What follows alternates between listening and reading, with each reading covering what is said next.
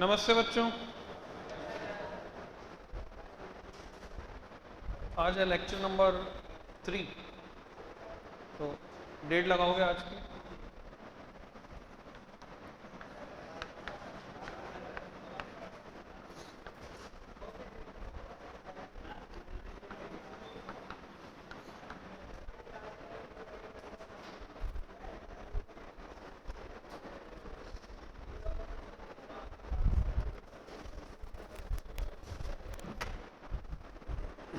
कल तुमको बोला था एक एक्सरसाइज के लिए कि तुम्हें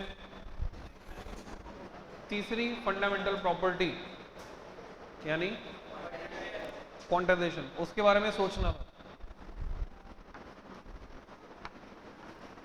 तो हम क्वांटाइजेशन को समझेंगे कि क्या है, कैसे है, किस तरह के सवाल इस पे बनते हैं। किसी भी फिजिकल क्वांटिटी को क्वांटाइज कहा जाता है अगर वो कुछ सर्टेन डिस्क्रीट वैल्यूज ही अटेन कर सकती है, जो कि इंटीग्रल मल्टीपल होंगी वन इलेक्ट्रॉनिक चार्ज का, अगर वो चार्ज की बात कर रहे हैं, जो कि इंटीग्रल मल्टीपल होगी h/2π का, अगर हम इलेक्ट्रॉन के एंगुलर मोमेंटम की बात कर रहे हैं, जो कि इंटीग्रल मल्टीपल होगी hν का, अगर हम बात कर रहे हैं एनर्जी की। यानी ये सभी क्वांटिटीज कैसी हैं? क्वांटाइज्ड है। तो क्वांटाइज होने का मतलब कोई क्वांटिटी एक मिनिमम अमाउंट के मल्टीपल की फॉर्म में अवेलेबल होगी, कंटिन्यूस वैल्यूज अटेन नहीं कर सकती। जैसे 1.3 सीढ़ी चढ़ सकते हो क्या तुम? 1.35 सीढ़ी। तो सीढ़ी क्या है? क्वांटाइज्ड है, क्योंकि सीढ़ी चढ़ते वक्त 1 2 3 4 इंटीग्रल मल्टीपल, तो मिनिमम अमाउंट है एक सीढ़ी और उसके इंटीग्रल मल्टीपल की फॉर्म में सीढ़ी चढ़ सकते हो। दुकानदार से टॉफी खरीदोगे तो आधी टॉफी तोड़कर नहीं देगा, तो टॉफी क्या है? क्वांटाइज्ड। इसी तरह से ऐसी कोई भी फिजिकल क्वांटिटी जिसका एक मिनिमम अमाउंट होता है और उसके मल्टीपल की फॉर्म में मिलती है, कंटिन्यूस वैल्यूज नहीं मिलती, उसको बोलते हैं हम क्वांटाइज्ड है। तो इसके बैकग्राउंड में अगर चलें, इतिहास में चलें, तो सबसे पहले बोर ने बात की थी mv तो होता है लीनियर मोमेंटम, r से मल्टीप्लाई कर दिया तो एंगुलर मोमेंटम।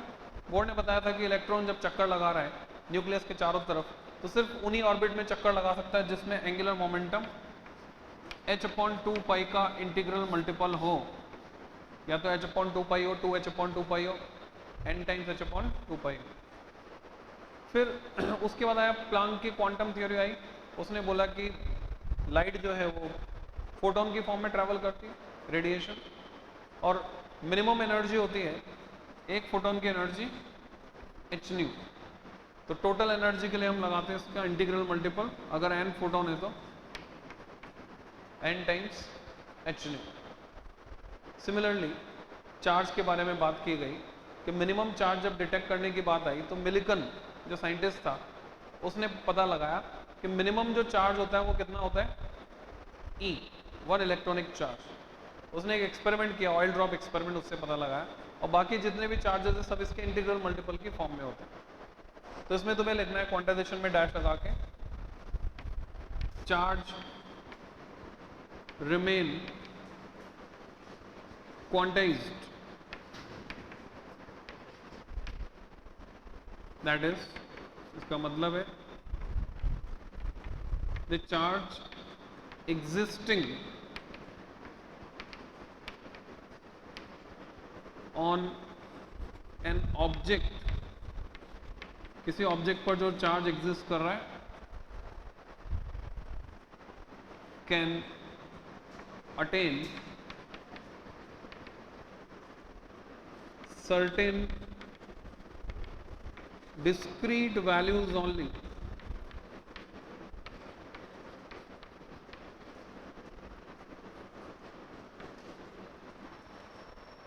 दो तरह की होती है quantities, continuous and discrete. Mathematics में अगर हम लिंक करें, हिस्टोग्राम को बोलते हैं डिस्क्रीट और दूसरा होता है कंटिन्यूस कर्व। तो हिस्टोग्राम की तरह ही है, डिस्क्रीट होगी। विच, ये विच का शॉर्ट फॉर्म है, C underline, which must be integral multiple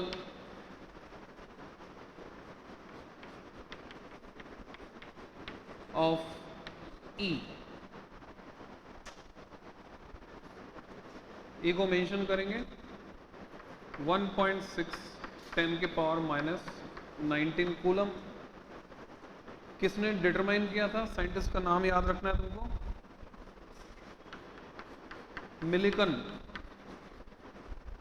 Millikan ने ऑयल ड्रॉप एक्सपेरिमेंट के थ्रू पता लगाया था कि मिनिमम चार्ज जो किसी ऑब्जेक्ट पर हो सकता है वो है ई, बाकी सारे चार्जेस के इंटीग्रल मल्टीपल होंगे।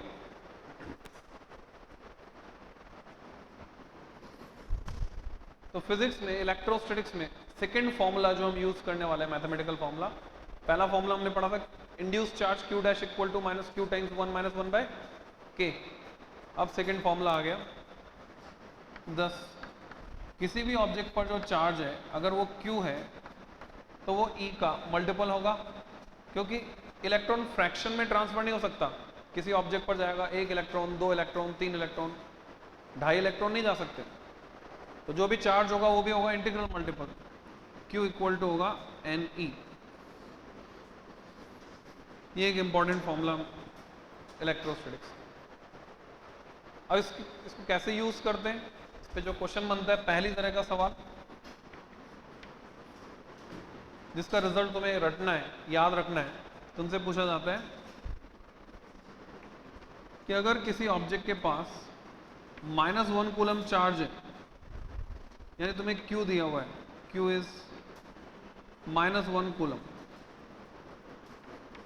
तो तुम्हें पता करना है कि उस ऑब्जेक्ट पर कितने एक्सेस इलेक्ट्रॉन्स हैं, क्योंकि चार्ज अगर -1 कूलम है तो इलेक्ट्रॉन्स ज्यादा है, तो एक्सेस इलेक्ट्रॉन्स पता करने, n पता करना। तो हम इसको सॉल्व करते हैं। हमने यूज किया formula n equal to Q by E, value रखी Q की जगह -1, इलेक्ट्रॉन का चार्ज नेगेटिव -1.6 10 की पावर -19, नेगेटिव नेगेटिव कैंसिल हो गया। कैलकुलेशन का तरीका, -19 को जब ऊपर ले जाएंगे तो बनेगा +19, उसमें से 10 को सेपरेट किया, हमने लिखा 10 इंटू 10 की पावर 18 अपॉन 1.6। 10 अपॉन 1.6 कैलकुलेट करो या 100 अपॉन 16, बात एक ही है। और बोर्ड में जो है डेसिमल के बाद 2 प्लेसेस तक हमें कैलकुलेशन करनी होती है, तो हमें ये मिलता है 1 अपॉन ई की वैल्यू मिलती है एक तरह से, n की वैल्यू 6.25 इंटू 10 की पावर 18। और ये डेटा तुम्हें रटना है। क्यों? कई जगह फॉर्मूले में 1 अपॉन ई हमको मिलता है, तो जहां भी 1 अपॉन ई मिलेगा हम सिंपली क्या करेंगे, रिप्लेस कर देंगे 6.25 इंटू 10 की power 18 without any calculation. Atomic nuclear में 1 अपॉन ई की वैल्यू हमें रखनी होती है, हम रखेंगे 6.25 10 की पावर 18। ऐसे क्या इंटरप्रेट करते हैं हम, अंदाजा लगाने की कोशिश करो। इंजीनियर बनना है तो तुम्हें आइडिया होना चाहिए 1 मीटर कितना बड़ा होता है, 1 सेंटीमीटर कितना बड़ा होता है, ये 10 की पावर 18 वास्तव में कितना बड़ा है। तो अगर तुम लोग को एक ऑप्शन दिया जाए कि तुम मिलियनेयर बनना चाहोगे या करोड़पति, तो तुम क्या बनना चाहोगे? अगर मिलियनेयर बनते हो तो मिलियन में होते हैं 10 की पावर 6, तो तुम्हारे पास होंगे सिर्फ 10 लाख रुपए। और अगर करोड़पति बनते हो तो उसमें 1 करोड़ में होते 10 की पावर 7, ज़्यादा पैसे होंगे तुम्हारे पास। तो 1 करोड़ में है 10 की पावर 7। अगर मैं इसमें देखूं ध्यान से तो 7 + 7 14, उसके बाद भी 4 जीरो बच रहे हैं। 4 जीरो का मतलब 10,000। तो अगर मैं इसको करोड़ में बोलना चाहूं तो बोलूंगा 10,000 करोड़ करोड़। तो कंक्लूजन क्या निकला कि -1 कूलम में जो इलेक्ट्रॉन्स कंट्रीब्यूट कर रहे हैं, चार्ज बना रहे हैं -1 कूलम, तो कितने इलेक्ट्रॉन्स हैं? 10,000 करोड़ करोड़, इतने सारे 10,000 करोड़ करोड़ इलेक्ट्रॉन्स का चार्ज मिलाकर तब जाकर होता है -1 कूलम। तो इंटरप्रिटेशन ये निकला कि कूलम जो है चार्ज को नापने की बहुत बहुत बड़ी यूनिट है। तो हम क्या करते हैं, इसके आगे प्रीफिक्स लगाते हैं, माइक्रो, मिली, नैनो, और प्रीफिक्स लगाकर हम यूज करते हैं, क्योंकि कूलम अपने आप में बहुत बड़ा है।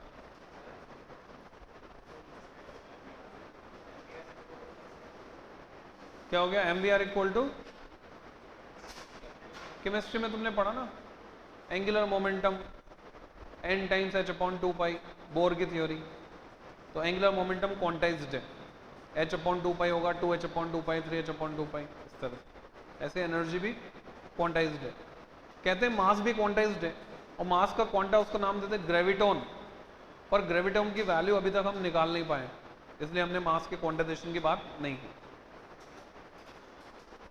अगला क्वेश्चन, ये डेटा कैसे याद यूज होगा क्वेश्चंस में, वो भी देखेंगे।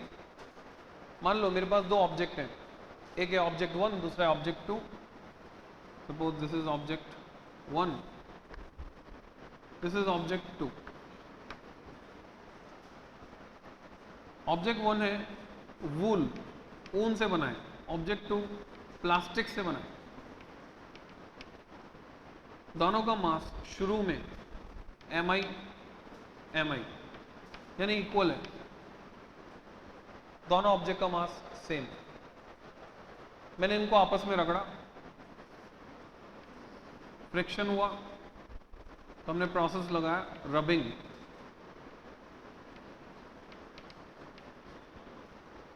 फ्रिक्शन होने के बाद दोनों ऑब्जेक्ट चार्ज हो गए।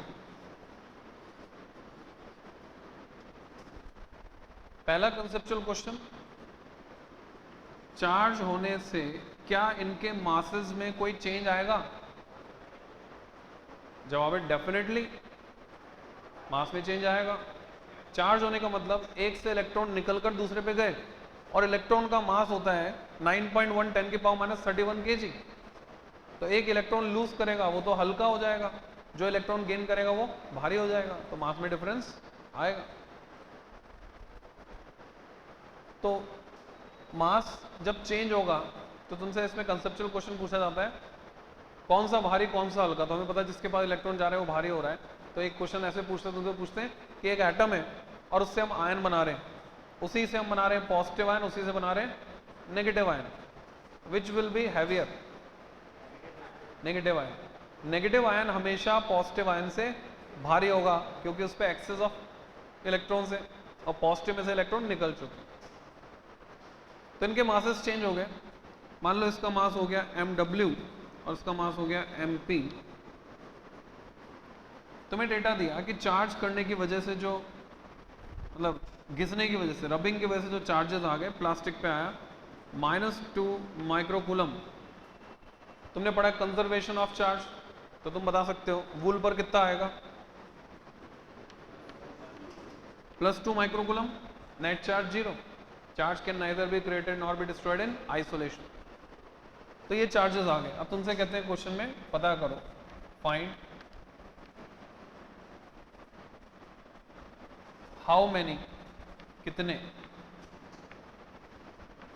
इलेक्ट्रॉन्स गेट ट्रांसफर्ड, कितने इलेक्ट्रॉन ट्रांसफर हुए फ्रॉम विच। अब विच शॉर्ट फॉर्म में लिखूंगा तो कैसे लिखूंगा? विच जिसमें सी आता है, C underline, to which, standard short form board में यूज कर सकते हो। From which to which. Also find the difference in mass of wool and plastic after charging। जब हमने चार्ज कर दिया उसके बाद कितना डिफरेंस आया वो पता करना चार्ज होने के बाद। जब भी क्वेश्चन बड़ा होता है, लैंग्वेज ज्यादा होती है, तुम मान के चलो कि वो क्वेश्चन आसान होता है, पर तुमसे गलती कहाँ होती है? जल्दबाजी में तुम उसके कुछ पार्ट्स में से एक आध पार्ट भूल जाते हो आंसर करना, या सीक्वेंसिंग गड़बड़ कर देते हो। जब भी क्वेश्चन में पार्ट होते हैं, बोर्ड की तरफ से रिक्वायरमेंट है कि इंटरनल सीक्वेंस चेंज नहीं कर सकते, और सभी पार्ट का जवाब दोगे तभी पूरे नंबर मिलेंगे। तो तुम्हें क्लियरिटी होनी चाहिए क्या क्या पूछा है। तो सबसे पहले पूछा है हाउ मेनी, यानी एक न्यूमेरिकल डेटा आएगा आंसर। फिर पूछा है विच टू विच, एक थ्योरेटिकल आंसर आएगा, किस से किस पर गए इलेक्ट्रॉन। फिर पूछा है डिफरेंस इन मास, फिर एक न्यूमेरिकल डेटा आएगा। यानी इस क्वेश्चन में आंसर में 3 पार्ट होंगे और सीक्वेंस ये रहेगा न्यूमेरिकल, थ्योरेटिकल, न्यूमेरिकल।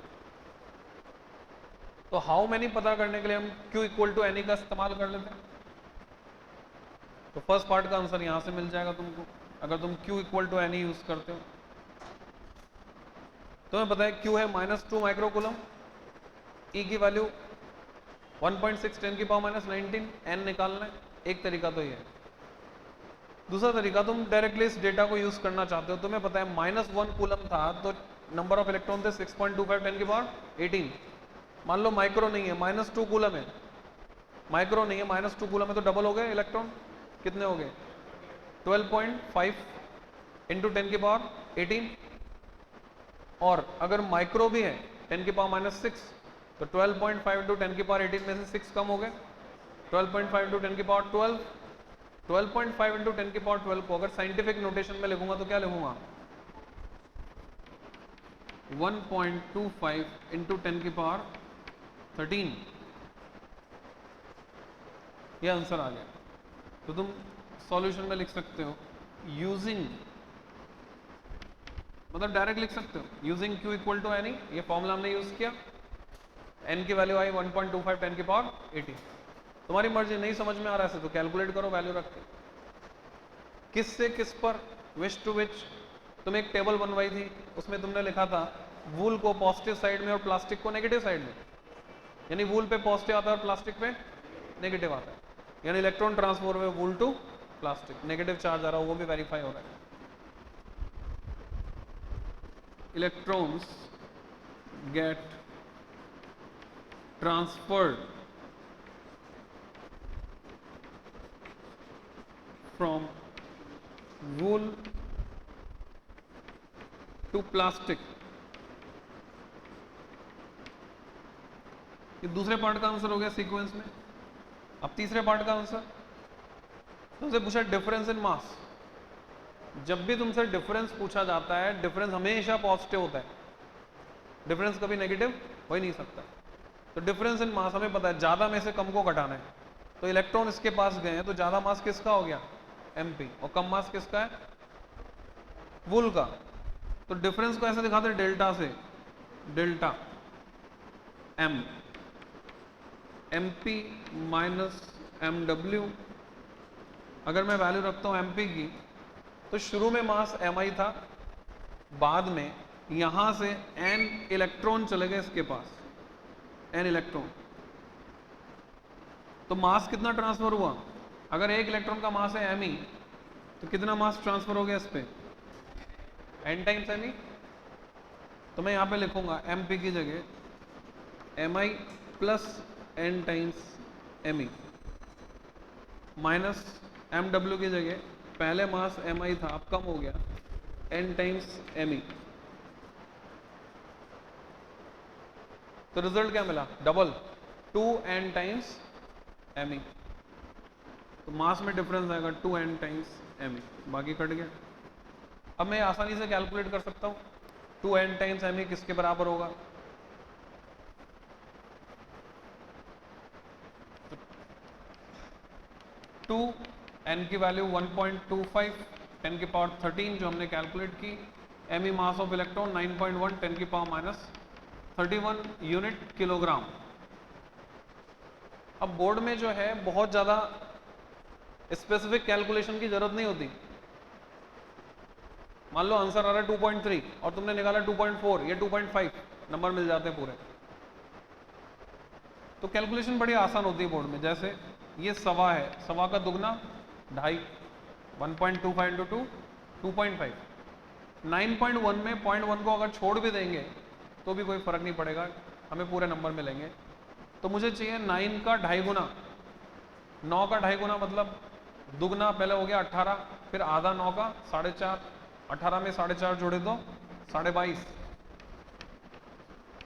10 की पावर -31 और 13 18 माइनस साइंटिफिक नोटेशन 2.25 इंटू 10 की पावर -17 किलोग्राम। ये हो गया आंसर। तो मास में डिफरेंस होगा इतना 2.25 इंटू 10 की पावर माइनस 17 kg।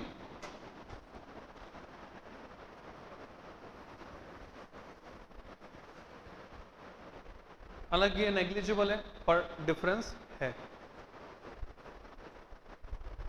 तो इस तरह का क्वेश्चन आता है क्वांटाइजेशन। और कैसा क्वेश्चन आता है? दो तरह के क्वेश्चन हमने देखे।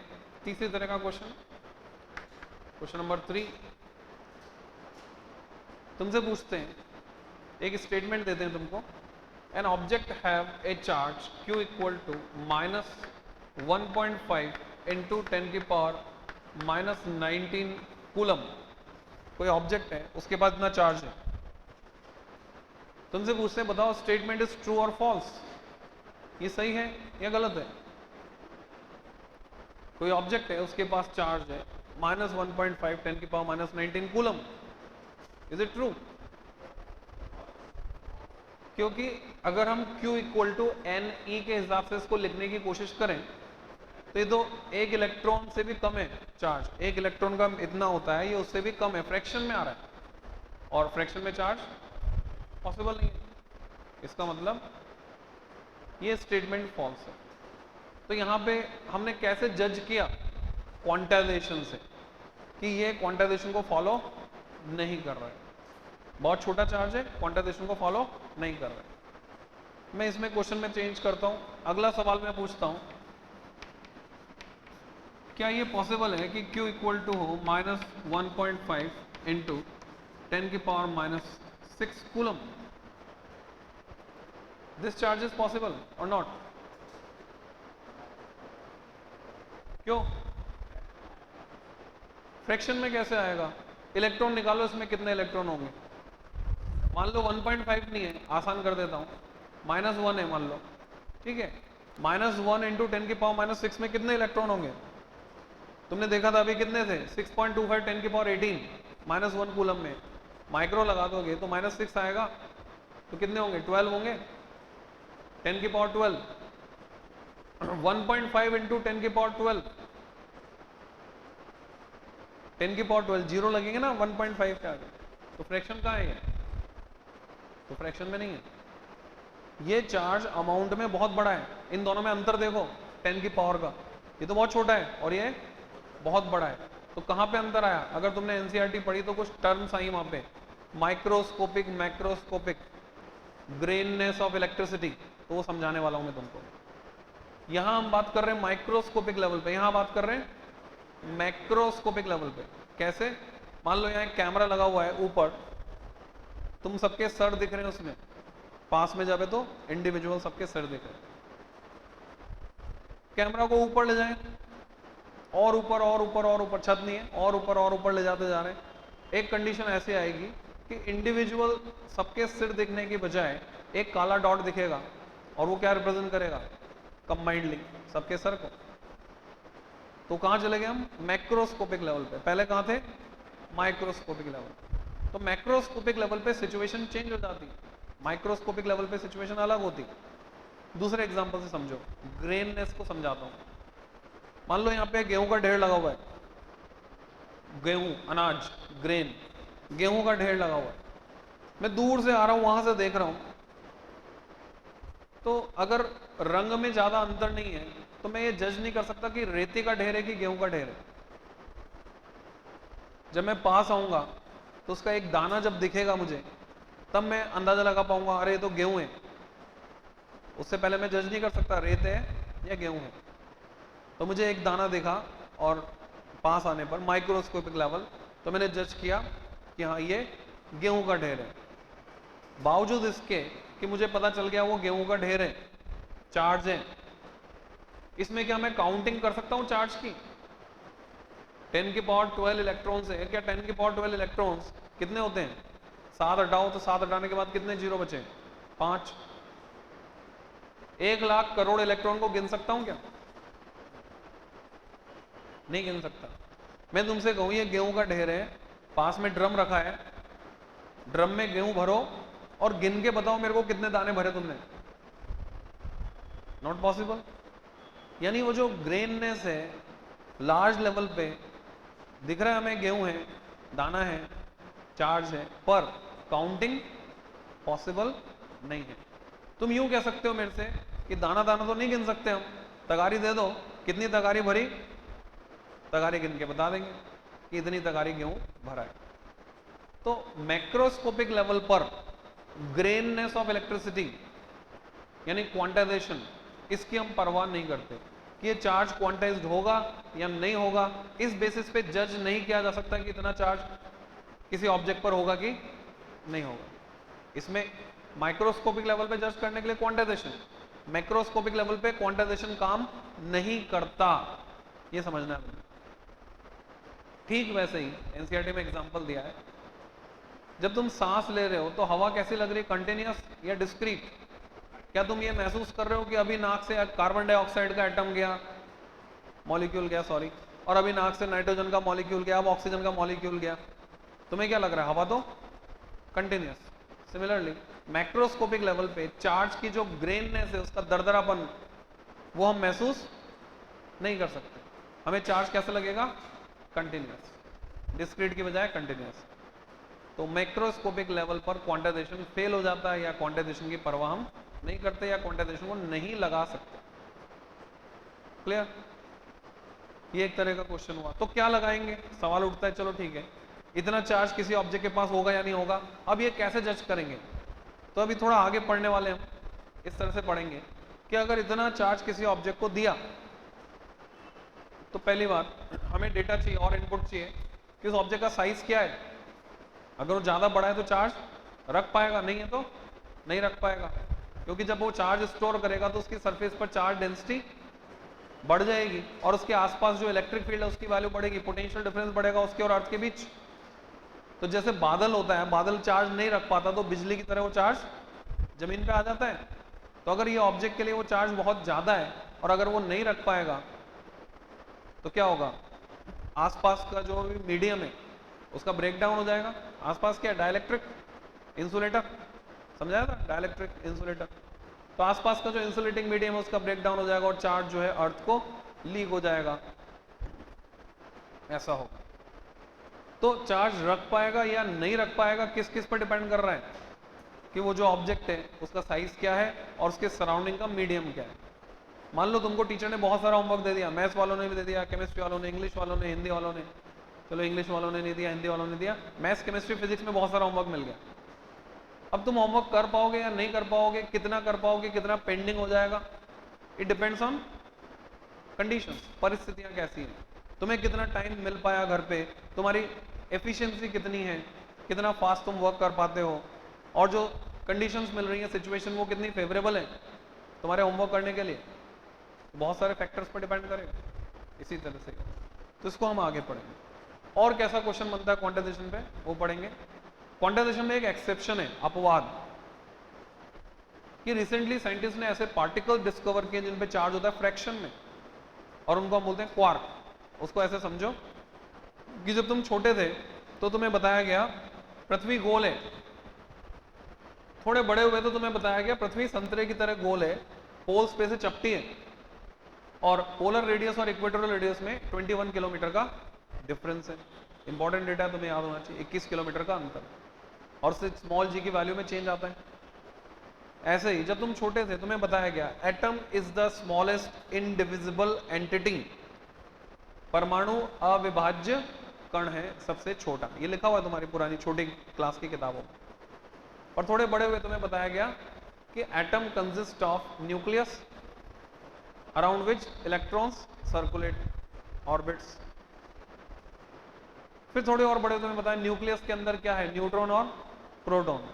अब तुम थोड़े और बड़े हो गए, अब तुम्हें बता रहे हैं कि ये जो न्यूट्रॉन और प्रोटॉन है, फंडामेंटल पार्टिकल जिनको हम बोलते हैं, दीज आर, एलिमेंट्री पार्टिकल भी बोलते हैं, दीज आर फर्दर डिविजिबल, इनको भी तोड़ा जा सकता है। और ये किससे बने? क्वार्क से।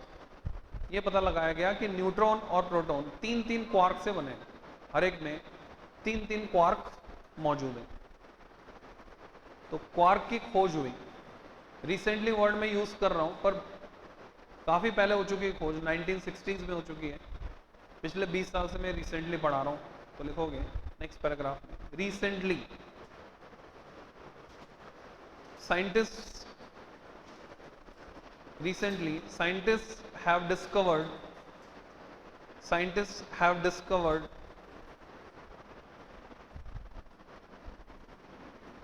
certain particles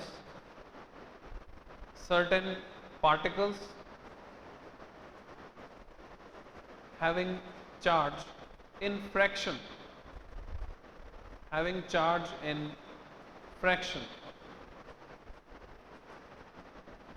कितना, दैट इज -e/3 ब्रैकेट में down quark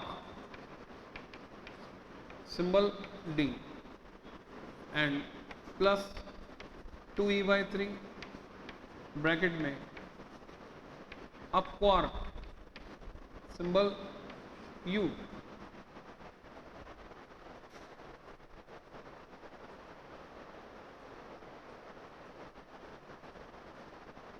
Combinedly known as quarks.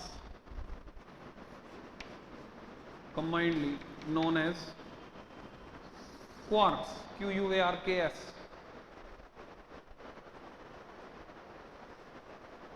तो एनसीईआरटी में थ्योरी में कहीं भी डिस्क्रिप्शन नहीं है इसका, सीधे पीछे एडिशनल एक्सरसाइज में क्वेश्चन नंबर 1.31 उसमें पहले इन्होंने इसको डिस्क्राइब किया है, फिर इस पे सवाल पूछा है 1.31। ठीक वैसे जैसे तुम्हारे आईआईटी में पैराग्राफ आ जाता है, 2010 में पैराग्राफ आया था सुपर कंडक्टर पर आईआईटी में एडवांस में। सुपर कंडक्टर आईआईटी एडवांस में सिलेबस में नहीं है, तो कैसे क्वेश्चन पूछेंगे, पहले पैराग्राफ में डिटेल दे दी उसकी और फिर उस पर क्वेश्चन पूछ लिए, ऐसे सुपर कंडक्टर पे क्वेश्चन पूछा। तो ठीक वैसे ही है 1.31 है, पूरी थ्योरी में कहीं क्वार्क का जिक्र नहीं है, फिर 1.31 में क्वार्क की डिटेल देकर फिर तुमसे पूछा है कि न्यूट्रॉन और प्रोटॉन का पॉसिबल क्वार्क कॉन्फ़िगरेशन क्या होगा, तो हमें वो लिखना आना चाहिए। अगर हर न्यूट्रॉन हर प्रोटॉन में 3-3 क्वार्क हैं और हम जानते हैं न्यूट्रॉन का नेट चार्ज 0 है, प्रोटॉन का नेट चार्ज E है, तो हम उसका क्वार्क कॉन्फ़िगरेशन लिख सकते हैं। अगर मैं सिंबल बनाता हूँ न्यूट्रॉन के लिए N01 न्यूट्रल है, प्रोटॉन के लिए P11 चार्ज 0 मास 1U, चार्ज 1 मास 1U, unified atomic mass unit 1.67 10⁻⁻27 kilogram. तो इसमें कितने क्वार्क होने चाहिए, 3 क्वार्क कैसे होने चाहिए कि नेट चार्ज 0 हो जाए, तो मैं बोलूँगा एक अप क्वार्क है अगर और 2 डाउन क्वार्क है तो इसका configuration UDD 2e/3 -e/3 -e/3 net charge 0। इसी तरह से इसका बताओ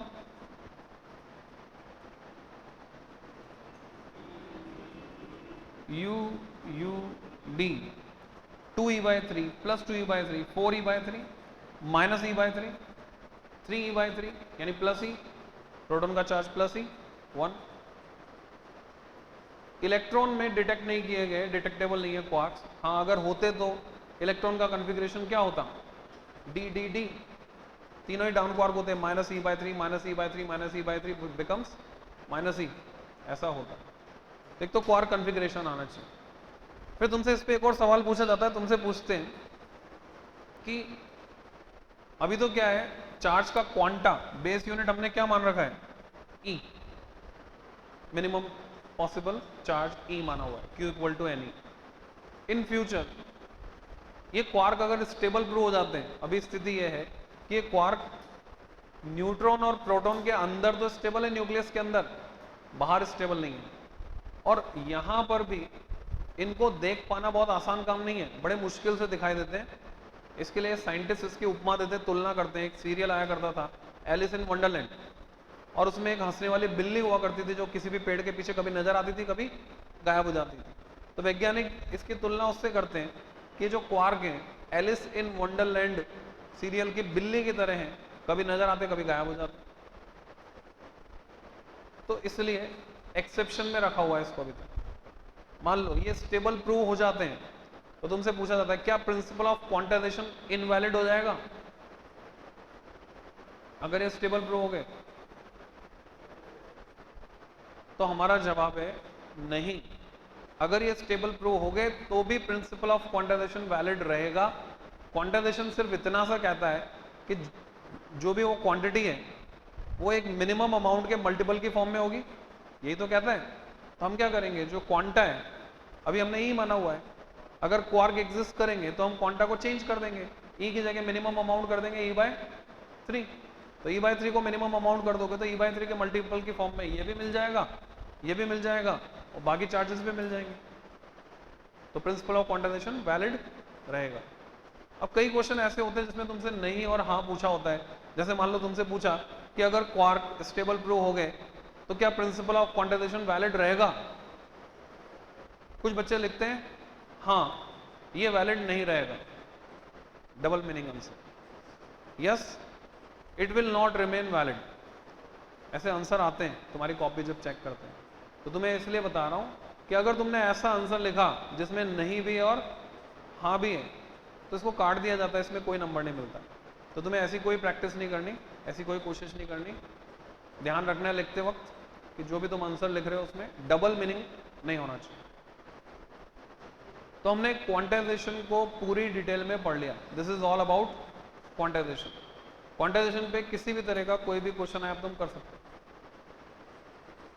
तो तीन प्रॉपर्टी, ये फंडामेंटल प्रॉपर्टी तो हो गई, एडिटिविटी, कंजर्वेशन एंड क्वांटाइजेशन। और भी कुछ प्रॉपर्टीज उनकी बात करेंगे जो फंडामेंटल नहीं है और प्रॉपर्टीज हैं। चौथे नंबर पे लिखोगे, फोर्थ। अगली प्रॉपर्टी चार्ज की, like charges repel while unlike charges attract each other. Like charges repel while unlike charges attract each other.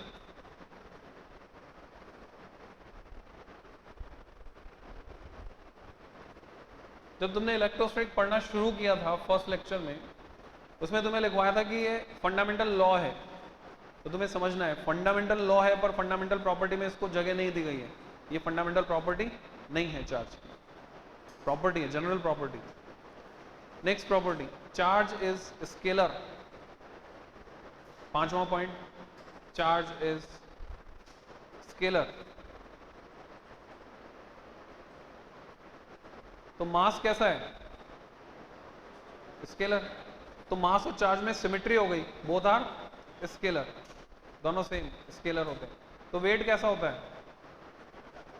Weight vector होता है। वेट में डायरेक्शन होती है towards the centre of earth. तो charge is scalar, mass is scalar, but weight is vector. तो जैसे ये symmetry पड़ी वैसे डिफरेंशिएट भी करवाते हैं। 2 नंबर में क्वेश्चन आता है, differentiate between charge and mass. तो अगली जो प्रॉपर्टी लिखा रहा हूं चार्ज की, वो डिफरेंस भी है चार्ज और मास में। तो अगला पॉइंट लिखोगे 6 नंबर पे, charge can not exist without mass. Charge can't exist without mass. Charge बिना मास के नहीं रह सकता। Charge cannot exist without mass.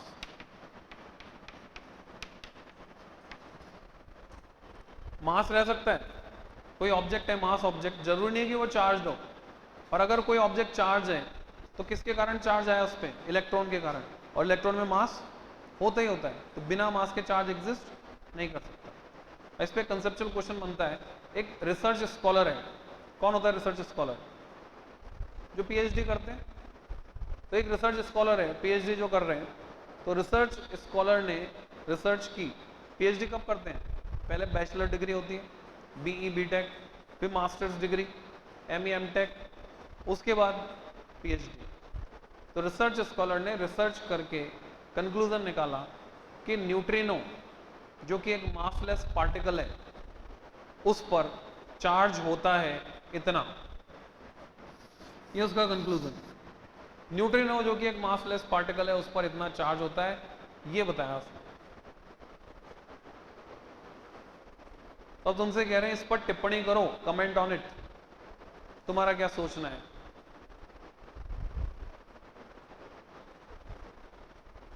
तो हम बोलेंगे absurd, it is not possible. दो ऑब्जेक्शन है हमको। पहला ऑब्जेक्शन, जो चार्ज वो बता रहा है वो क्वांटाइजेशन के अकॉर्डिंग नहीं है। यहां पे क्वांटाइजेशन फेल हो रहा है क्योंकि फ्रैक्शन में आ गया ई की टर्म्स में। दूसरा, मासलेस पार्टिकल पे चार्ज बता रहा हूं, न्यूट्रिनो है मासलेस पार्टिकल, पर चार्ज बिना मास के एग्जिस्ट कर ही नहीं सकता। तो दो दो ऑब्जेक्शन है, तो हम बोलेंगे no it is not possible. ठीक है, हो सकता है एक बहुत ही कम संभावना इस बात की है कि उसने नई खोज कर दी हो। जैसे अभी रिसेंटली क्या हुआ था, लार्ज हेड्रोन कोलाइडर जमीन के अंदर प्रैक्टिकल चला था, प्रयोग चला था, एक्सपेरिमेंट, और उसमें दो प्रोटॉन की टक्कर करवाई गई थी। क्या जानने के लिए कि अगर प्रोटॉन से भी ज्यादा फंडामेंटल कोई पार्टिकल है तो वो क्या है, क्योंकि जब प्रोटॉन प्रोटॉन से टकराएगा, कोई चीज टकराती है टूटेगी, तो किस में टूटेगी, जिससे वो बनी है। तो और जो फंडामेंटल पार्टिकल हिग्स बोसोन हम ढूंढना चाहते थे, इसलिए दो प्रोटॉन की टक्कर कराई। हिग्स बोसोन भी मिला, पर साथ में ऐसे न्यूट्रिनो मिले जो कि स्पीड ऑफ लाइट से ज्यादा तेज चलते हुए पाए गए, जबकि आइंस्टीन थ्योरी ऑफ रिलेटिविटी क्या कहती है, maximum speed is speed of light, उससे ज्यादा स्पीड पॉसिबल नहीं है। तो ये एक नई खोज हो चुकी है, वेरिफिकेशन भी हो गया है। अब ये कैसे किस तरह से सब्जेक्ट में इनकॉर्पोरेट होगी, आने वाला समय बताएगा। तो सारी थ्योरी पुरानी गलत हो गई, यानी ऐसा न्यूट्रॉन, ऐसा पार्टिकल मिला जो लाइट की स्पीड से भी ज्यादा तेज चल रहा है। तो रिसर्च में बहुत कम संभावना ऐसी होती है, वेरिफिकेशन के बाद ही उसको मानते हैं, उससे पहले तो बोलते हैं सब लोग। अगर कोई नई खोज कर भी देगा तो उसको पागल ही बोलेगी दुनिया, आम प्रतिक्रिया यही होगी। ठीक है, अगली प्रॉपर्टी, नेक्स्ट प्रॉपर्टी लिखोगे 7वें नंबर पे, charge is invariant. Charge is, एक वर्ड है इनवेरिएंट। वेरिएंट का मतलब बदलने वाला और इनवेरिएंट का मतलब नहीं बदलने वाला। कंटिन्यू करोगे, किसके साथ नहीं बदलता, that is it does not changes with speed. That is it does not changes with speed. तो ये जो चार्ज है वो स्पीड के साथ चेंज नहीं होता। तो कौन चेंज हो जाता है, ब्रैकेट में लिखोगे but mass changes, mass change हो जाता है अकॉर्डिंग टू रिलेशन, कौन से फॉर्मूले के अकॉर्डिंग चेंज हो जाता है, m equal to m0 upon under root of 1 minus v square by c square. इस रिलेशन के अकॉर्डिंग मास चेंज हो जाता है, चार्ज नहीं होता। तो ये जो फॉर्मूला लिखा है इसमें m है काइनेटिक मास, ऑब्जेक्ट जब चल रहा है स्पीड v से उस समय उसका मास, m0 है रेस्ट पर जब है rest mass, c speed of light है। तो ये आइंस्टीन थ्योरी ऑफ रिलेटिविटी से मिला है फॉर्मूला, जिसके अकॉर्डिंग स्पीड ऑफ लाइट से ज्यादा स्पीड पॉसिबल नहीं है। तो कंसेप्ट ये है कि जब ऑब्जेक्ट बहुत हाई स्पीड पे चलता है, बहुत तेज, comparable to speed of light, तो अब क्योंकि इसकी स्पीड स्पीड ऑफ लाइट से ज्यादा नहीं हो सकती, तो एक्सेस में जो भी एनर्जी इसके पास आ रही है, इसकी एनर्जी जो बढ़ रही है, स्पीड एक लिमिट से ज्यादा बढ़ नहीं सकती। तो होता क्या है कि वो एनर्जी कन्वर्ट हो जाती है मास में, और उसका मास बढ़ने लगता है। तो काइनेटिक मास रेस्ट मास से ज्यादा हो जाता है जब ऑब्जेक्ट चलता है comparable to speed of light.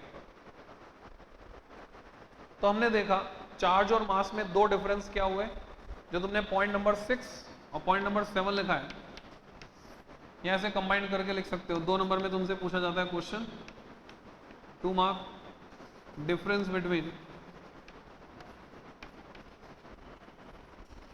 Charge and mass. तो जब भी तुमसे पूछा जाएगा difference between charge and mass, point 6 और पॉइंट 7 लिख दोगे।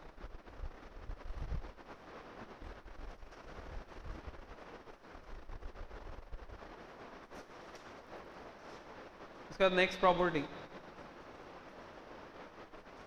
द होल चार्ज, WHOLE 8वें नंबर पे, द होल चार्ज, सारा का सारा, गिवन टू ए कंडक्टर। जब भी किसी कंडक्टर को चार्ज दिया जाएगा, the whole charge given to a conductor always resides, RESIDES, resides, रहता है। The whole charge given to a conductor always resides on its outer surface. सारा का सारा चार्ज चले जाएगा उसके outer surface. Whole charge given to a conductor always resides on its outer surface, अंदर कुछ भी नहीं रहेगा।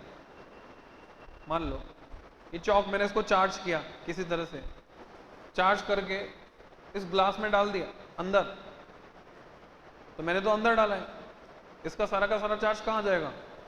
बाहर, आउटर सरफेस पे आ जाएगा।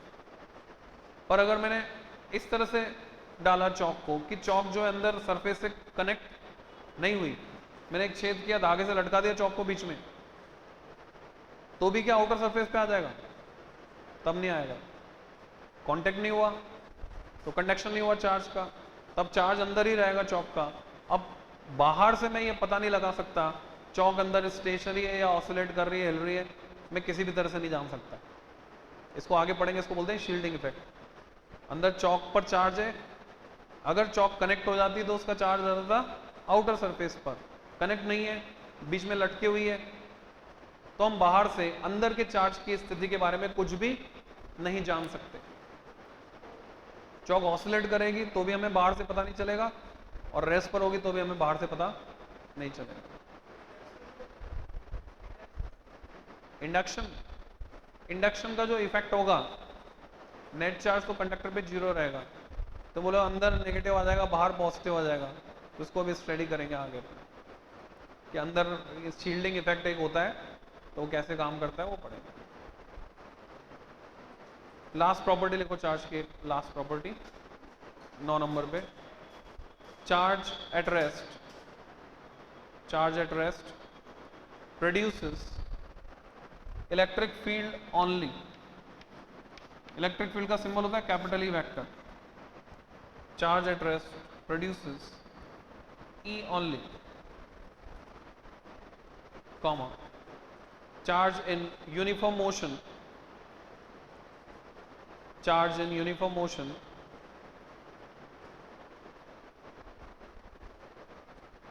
शॉर्ट फॉर्म से इस्तेमाल करो, CH डॉट, चार्ज पूरा लिखने की जरूरत है। Charge in uniform motion produces magnetic field also, magnetic field का स्टैंडर्ड सिंबल है कैपिटल B वेक्टर।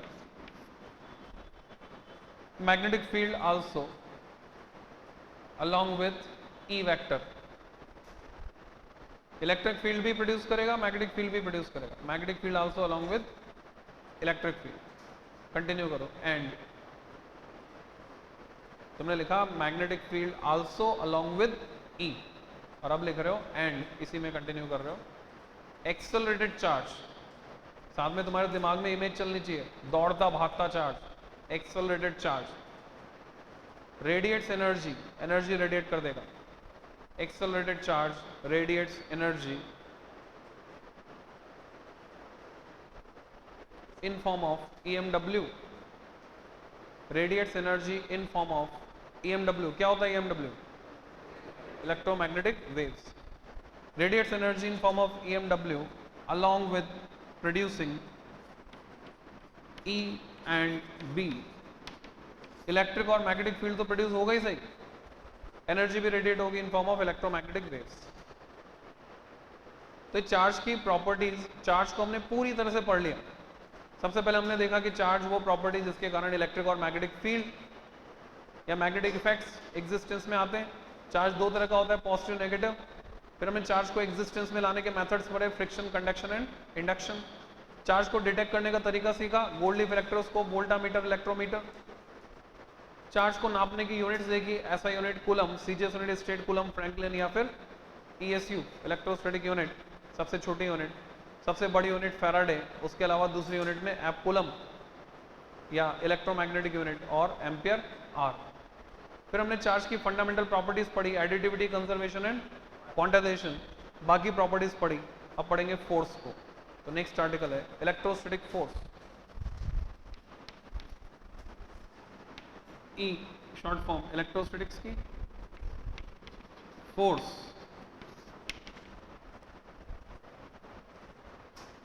चार्जेस के बीच लगने वाले फोर्स को कहते हैं इलेक्ट्रोस्टैटिक फोर्स, जिसको स्टडी किया साइंटिस्ट कूलम ने।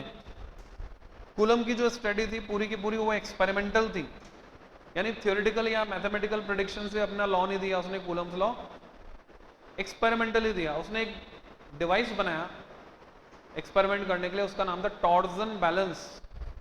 और टॉर्सन बैलेंस की मदद से उसने अपना लॉ कि दो चार्जेस के बीच कितना फोर्स लगता है, किन किन फैक्टर्स पे डिपेंड करता है, वेरीफाई किया एक्सपेरिमेंटली।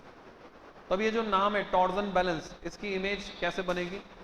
टॉर्सन जो वर्ड है, जब तुम कपड़ा निचोड़ते हो, ट्विस्टिंग एक्शन, उसको कहते हैं टॉर्सन। बैलेंस, बैलेंस में क्या होती है? डंडी इधर से झुकेगा या फिर इधर से झुकेगा। तो वो जो इंस्ट्रूमेंट है टॉर्सन बैलेंस कैसा होता होगा तुम इमेजिन कर सकते हो। उसमें कुछ डंडी वगैरह लगी रहेगी और ट्विस्टिंग एक्शन रहेगा घूमने का। तो एक्चुअल ये इंस्ट्रूमेंट कैसा होता है, अगर तुम ये जानना चाहते हो तुम्हें फिजिक्स लैब में जाना पड़ेगा।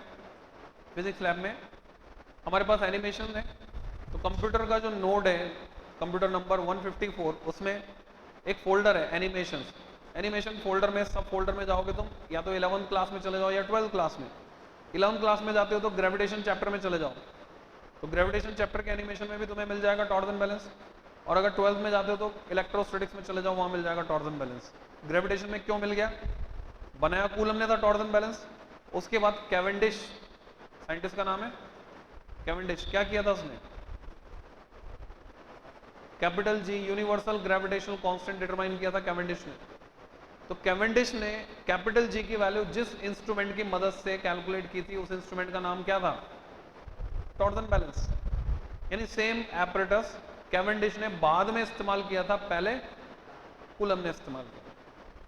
सब हेडिंग कूलम्स लॉ।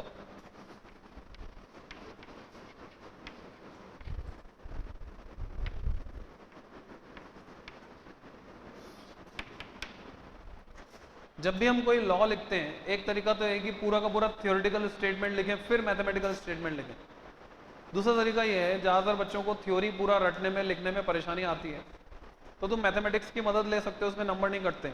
जैसे इसको लिखना बता रहा हूं मैं तुम्हें, लिखोगे कूलम फाउंड एक्सपेरिमेंटली, प्रयोगों से सिद्ध हुआ, coulomb found experimentally that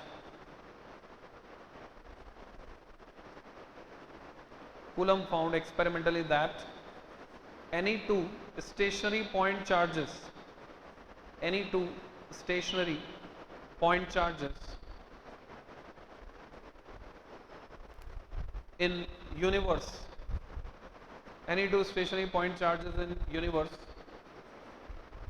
attract के पास ब्रैकेट में Q1 Q2 लेस देन 0।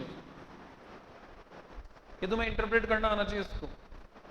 अगर दो चार्जेस का प्रोडक्ट लेस देन 0 है, मतलब एक पॉजिटिव एक नेगेटिव, तो उनके बीच क्या होगा? अट्रैक्शन। अट्रैक्ट ब्रैकेट में ये, और रिपेल के पास ब्रैकेट में Q1 Q2 greater than 0।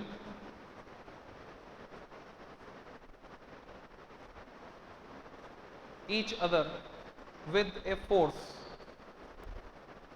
attract or repel each other with a force। अब अगर हम पूरा थ्योरेटिकल स्टेटमेंट लिखते हैं तो हम पूरी थ्योरी लिखते हैं, which is directly proportional to product of magnitude of the charges and inversely proportional to square of the distance between them। हमने क्या किया, यहाँ पे स्किप कर दिया, इस थ्योरेटिकल पार्ट को छोड़ दिया, सीधे मैथमेटिक्स पे आ जाते हैं। Given as force, given as के बाद डैश लगा दो। एक डायग्राम तुम्हें दिखाना है, दो चार्जेस दिखाओ Q1 Q2, इनके बीच की डिस्टेंस R। मैं कंडीशन ले रहा हूं, product Q1 Q2 greater than 0, मतलब ये एक दूसरे को रिपेल करेंगे। Q2 Q1 को रिपेल कर रहा है, Q1 Q2 को रिपेल कर रहा है। फोर्स को दिखाया मैंने F से, रिपल्शन। अभी वेक्टर फॉर्म में बात नहीं कर रहा है। तो ये जो फोर्स F होगा कूलम के हिसाब से F proportional Q1 Q2 mathematically express किया हमने, and F proportional 1/r², inverse square relationship बोलते हैं इसको। चार्जेस के मैग्नीट्यूड के डायरेक्टली प्रोपोर्शनल, डिस्टेंस के स्क्वायर के इनवर्सली प्रोपोर्शनल। कंबाइन किया दोनों फैक्ट्स को, कंबाइन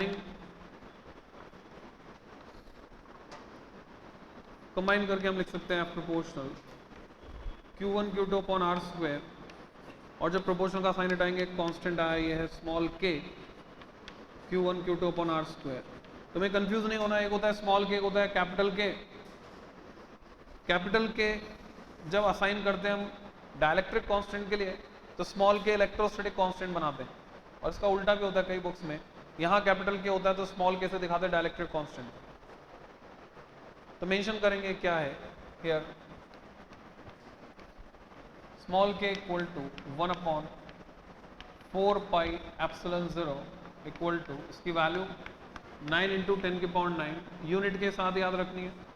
यूनिट बनाने का तरीका, के की टर्म्स में फॉर्मूले को बदला, F R square upon Q1 Q2, F newton, R square metre square upon coulomb square.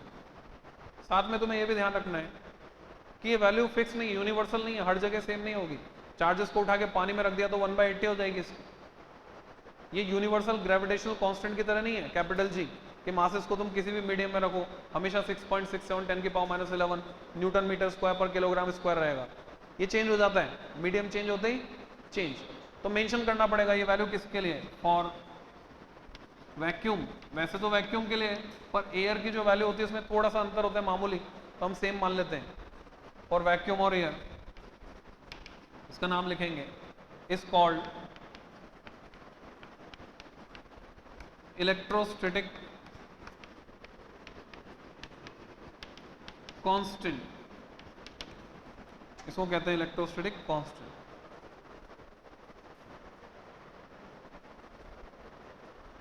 मान लो कोई न्यूमेरिकल जो है सीजीएस यूनिट में दिया हुआ है तुमको, तो काफी आसान हो जाता है हमारे लिए। अगर मैं इसको सीजीएस में कैलकुलेट करूं, सीजीएस में जैसे चार्जेस तुम्हें स्ट्रेट कूलम में दे रखे, डिस्टेंस सेंटीमीटर में दी हुई है, तो के की वैल्यू क्या रखनी होगी हमें, वो देखते हैं हम। इन सीजीएस के इक्वल टू 9 इंटू 10 की पावर 9, कन्वर्जन फैक्टर्स लगाओ।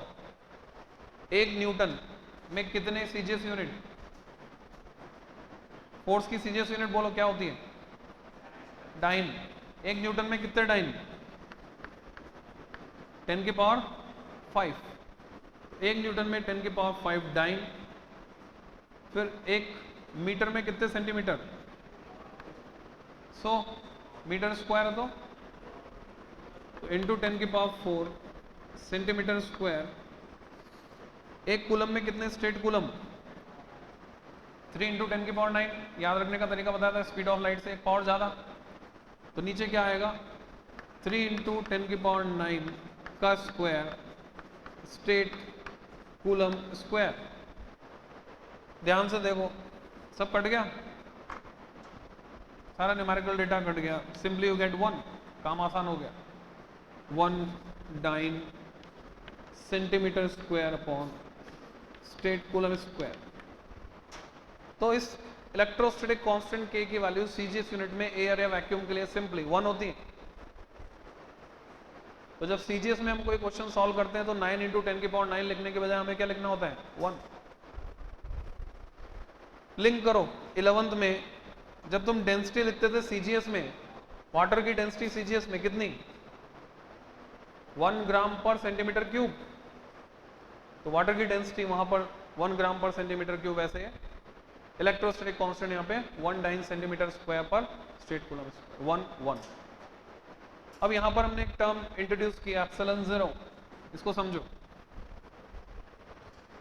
एक तो इसका जो प्रोनाउंसिएशन है वो समझो, इसको ऐसे लिखते हैं EPSILON, एप्सिलॉन, ये प्रोनाउंसिएशन है इसका। बनाने के दो तरीके हो सकते हैं, एक तो यही जो दिख रहा है तुम्हें, जीरो जो लगाया वो सबस्क्रिप्ट रिप्रेजेंट करता है कि रेफरेंस वैल्यू है एयर या वैक्यूम के लिए। ऐसे भी बना सकते हैं, सी बनाओ, बीच में से एक लाइन खींचो।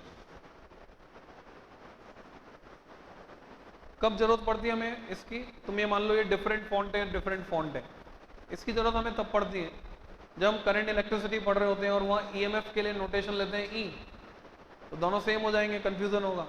तो ईएमएफ भी दिखाना है, एप्सिलॉन भी दिखाना है, तो एप्सिलॉन को ऐसे दिखाएंगे, ईएमएफ को ऐसे दिखाएंगे। तो ये है क्या वो समझना है हमें, तो मेंशन करोगे हियर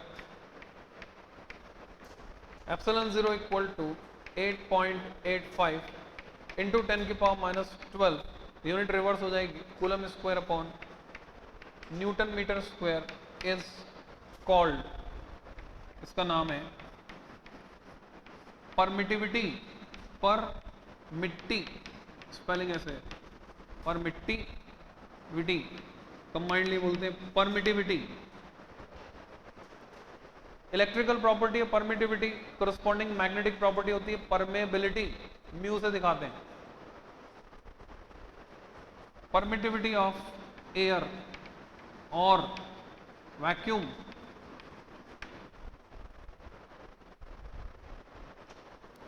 अब हमें समझना है, हमने लिख तो दिया परमिटिविटी, हमें समझना है परमिटिविटी होता क्या है। अभी तक हमारे लिए परमिटिविटी सिर्फ एक वर्ड है, इसकी इमेज चाहिए हमको। तो परमिटिविटी होता क्या है, हेडिंग लगा दोगे परमिटिविटी, इसको समझेंगे, इसकी इमेज स्टोर करोगे माइंड में।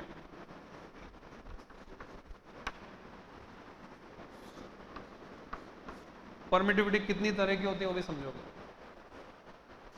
सिंबल एप्सिलॉन, इमेजिन करो ये कोई चार्ज बॉडी, तो ये कोई चार्ज है तो इसके आसपास का इलेक्ट्रिक फील्ड है, फील्ड लाइंस। ये दूसरी चार्ज बॉडी, इसका भी इसका इलेक्ट्रिक फील्ड है। दोनों अगर पास में रखे हैं तो इनके इलेक्ट्रिक फील्ड आपस में इंटरेक्ट करेंगे, तो ये एक दूसरे पर फोर्स लगाएंगे। अभी ये हवा में है, फोर्स लग रहा है F1, अब मैंने इनको पानी में डाल दिया, अब फोर्स लग रहा है F2, क्या F1 F2 सेम होंगे? तो फोर्स जो लग रहा है इनके बीच, वो बीच के मीडियम पर डिपेंड कर रहा है, या यूं बोले कि मीडियम की प्रॉपर्टी परमिटिविटी पर डिपेंड करेगा। क्योंकि पानी में इंटरेक्शन अलग तरह का होगा, हवा में इंटरेक्शन अलग तरह का होगा। मान लो दो पहलवान हैं, कुश्ती लड़ रहे हैं जमीन पर, तो अलग तरह की कुश्ती होगी, पानी में लड़ेंगे तो कुश्ती अलग तरह की होगी। और एक लाइव एग्जांपल समझो, ये एक शेर है, इसका जंगल, इसकी टेरिटरी, यहाँ पे इसका राज्य है, शेर, एक जंगल में एक ही शेर आता है, दूसरा शेर आ गया कहीं से। अब तय है इन दोनों के बीच इंटरेक्शन होना ही होना है। अब इंटरेक्शन किस लेवल का होगा, ये इस बात पर डिपेंड करता है कि इनके बीच में जो मीडियम है वो कैसा है। खुला साफ मैदान है तो इंटरेक्शन जबरदस्त होगा, झाड़ झंकाड़ पेड़ है तो थोड़ा परेशानी आएगी। खाई है बीच में, खाई खुदी हुई है, इंटरेक्शन सिर्फ दहाड़ तक लिमिटेड रहेगा, ये इस पे दहाड़ेगा, ये इस पे दहाड़ेगा, उससे ज्यादा कुछ नहीं कर सकते। तो सिमिलरली चार्जेस के बीच इंटरेक्शन किस लेवल का होगा, बीच के मीडियम की प्रॉपर्टी परमिटिविटी तय करेगी। अगर परमिटिविटी ज्यादा होगी तो इंटरेक्शन कम होगा, परमिटिविटी कम होगी तो इंटरेक्शन ज्यादा होगा। इसमें डैश लगा के लिखोगे, it is that property of the medium, it is that property of the medium, comma, which determines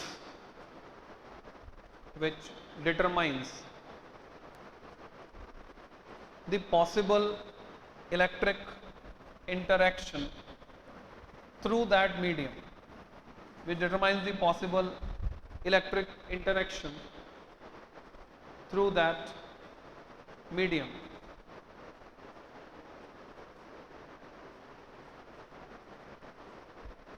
हमें समझना है इसके टाइप्स कितनी तरह की होती है परमिटिविटी। उसके लिए 11 में चलते हैं, फ्लैशबैक में। 11 में तुमने एक सिंबल बनाना सीखा था, रॉ, RHO, रॉ, और ये सिंबल हमने असाइन किया था डेंसिटी के लिए। तो अगर मैं रॉ के नीचे सबस्क्रिप्ट Hg लगाता हूँ, मरकरी की डेंसिटी, हाइड्रोजन, तो इसको बोलेंगे मीडियम की डेंसिटी रॉ m के कोरस्पॉन्डिंग में इसको देख सकता हूँ। और इसकी वैल्यू अगर तुमने सफिशिएंट न्यूमेरिकल 11 में किए थे तो तुम्हें याद होगी इसकी वैल्यू 13.6 इंटू 10 की पावर 3 kg पर मीटर क्यूब। पर ये डायरेक्टली नहीं पता होती थी हमें तो पता होता था रॉ आर, रिलेटिव डेंसिटी, हमें पता होता था सिर्फ 13.6, यूनिटलेस डायमेंशनलेस। तो ये कैसे निकलती थी, वाटर की डेंसिटी हमें पता होती थी जिसे हम रेफरेंस मानते थे।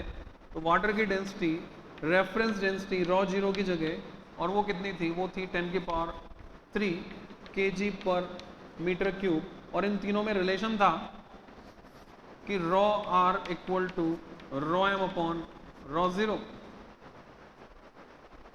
तो यहां से निकल के आता था rho M equal to 13.6 into 10 की पावर 3 kg/m³। जो ये इस तरह का रिलेशन था डेंसिटीज में, एग्जैक्टली सेम होता है परमिटिविटी में। तो परमिटिविटी में जहां तुमने लिखा था उसके नीचे लिख सकते हो epsilon R equal to epsilon M upon epsilon 0। Relative permittivity, absolute permittivity of the medium, reference permittivity, water की जगह एयर या वैक्यूम की परमिटिविटी को रेफरेंस मानते हैं। तो फिजिक्स में क्वांटिटीज दो तरह की होती हैं, रिलेटिव एंड एब्सोल्यूट। एब्सोल्यूट पता करना मुश्किल है, रिलेटिव पता करना आसान है। हमें पता भी होती है रिलेटिव। मैं ये नहीं बता सकता कि शहद अपने आप में कितना गाढ़ा है, पर मैं बता सकता हूँ शहद पानी के कंपैरिजन में कितना गाढ़ा है। मैं ये नहीं बता सकता तुम में से कोई अपने आप में कितना होशियार है, पर मैं ये बता सकता हूँ तुम में से कोई किसी दूसरे के कंपैरिजन में कितना होशियार है। टेस्ट लेकर रैंक लिस्ट लगा दूंगा। तो हमें रिलेटिव क्वांटिटीज पता होती है, हमें एप्सिलॉन आर पता होता है, जबकि जरूरत होती है फॉर्मूले में एप्सिलॉन एम की। तो हम एप्सिलॉन एम की जगह रख देते हैं एप्सिलॉन 0 इंटू एप्सिलॉन आर। तो आज के लेक्चर में यहीं पे मैं खत्म कर रहा हूँ। तुम्हें जो है पेज नंबर 13 एनसीईआरटी में वहां तक पूरा तैयार करके आना है और सारे नोट्स रिवाइज करके नेक्स्ट वीक पक्का तैयार करके आना है।